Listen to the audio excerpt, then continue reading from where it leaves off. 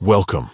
If you're looking to stay connected with your friends and let them know what you're up to on Roblox, you'll want to turn on Activity Updates Sharing. In this video, I'll walk you through the updated steps to enable this feature, so your friends never miss out on your latest adventures. Let's get started. First, grab your device and open the Roblox app. Make sure you're logged into your account. Once you're on the main screen, look towards the bottom right corner. You'll see 3 dots labeled More.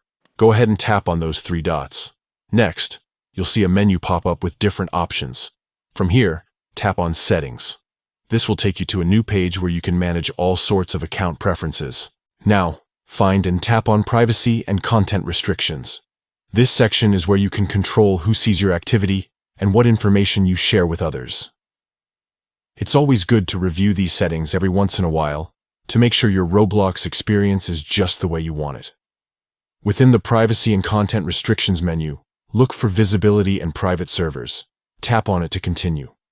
Here, you'll find several options related to how visible your activity is to others. Next, tap on Visibility. This is where you can fine-tune what your friends and other players can see about your activity on Roblox.